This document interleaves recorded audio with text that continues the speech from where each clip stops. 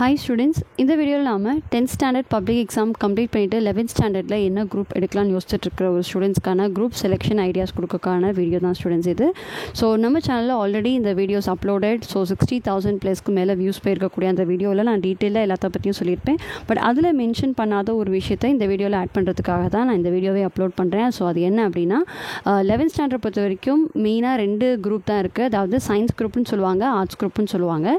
இப்போ ரீசெண்டாக நிறைய ஸ்டூடெண்ட்ஸ்க்கு இருக்கக்கூடிய கொஷின்ஸ், நான் வந்து ஏஐ அதாவது ஆர்டிஃபிஷியல் இன்டெலிஜென்ஸ் மிஷின் லேர்னிங் படிக்கணும்னா என்ன குரூப் எடுக்கணும் அப்படின்னு.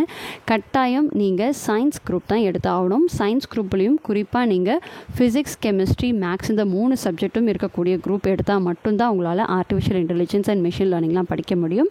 அண்ட் சயின்ஸ் குரூப்லேயுமே உங்களுக்கு பியோர் சயின்ஸுங்கிற ஒரு குரூப் இருக்குது. ஸோ அந்த குரூப்பை எடுத்திங்கன்னா நீங்கள் பயாலஜி ரிலேட்டடான ஃபீல்டுக்கு போகலாம். அதாவது மெடிசன், பேராமெடிக்கல் கோர்சஸ் அதுக்கெல்லாம் நீங்கள் போகலாமே தவிர நீங்கள் engineering, technology R AI and machine learning அந்த கோர்சஸ்லாம் நீங்கள் படிக்க முடியாது.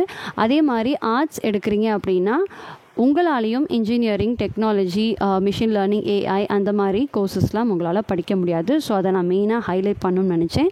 அண்ட் இந்த டவுட்ஸ் போக உங்களுக்கு ஒரு சில காமன் டவுட்ஸ் இருக்கும். அது என்ன அப்படின்னா, இந்த கொஷின்ஸ்லாம் உங்களுக்கு இருக்கக்கூடிய கொஷின். ஸோ இது எல்லாத்த பற்றியுமே நான் டீட்டெயில்டாக நான் அந்த ஓல்டு வீடியோலேயே நான் சொல்லியிருப்பேன். ஸோ அந்த வீடியோட லிங்க்கை நான் ஃபஸ்ட் கமெண்ட்டில் பின் பண்ணுற ஸ்டூடெண்ட்ஸ், நீங்கள் அதை நல்லா பாருங்கள்.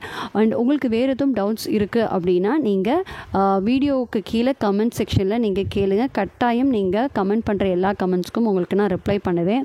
உங்களுக்கு 11th குரூப் செலெக்ஷன் ரிலேட்டடாக வேறு என்ன டவுட் இருந்தாலும் சரி, மேம் நான் இது படிக்கணும்னா நான் என்ன ஆகணும், என்ன குரூப் எடுக்கணுங்கிற ஒரு ஸ்டில் உங்களுக்கு ஒரு வேறு எதுவும் டவுட் இருந்தாலும் நீங்கள் கமெண்ட் செக்ஷனில் நீங்கள் மென்ஷன் பண்ணுங்கள். நான் உங்களோட எல்லா கமெண்ட்ஸ்க்கும் ரிப்ளை பண்ணுறேன்.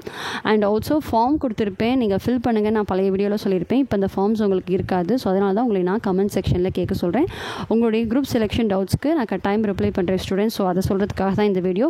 மறக்காமல் இந்த வீடியோ பாருங்கள். கண்டிப்பாக உங்களுக்கு எல்லா கிளாரிட்டியும் கிடைக்கும்.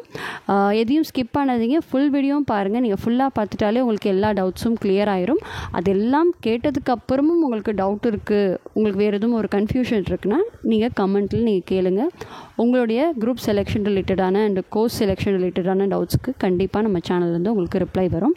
ஸோ அதுக்காக தான் ஸ்டூடெண்ட்ஸ் இந்த வீடியோ. கண்டிப்பாக மறக்காமல் ஃபஸ்ட் கமெண்ட்டில் நான் லிங்க் கொடுத்துருக்கேன், கிளிக் பண்ணி பாருங்கள். அண்ட் தொடர்ந்து நல்லா படிங்க. And wishing all the very best.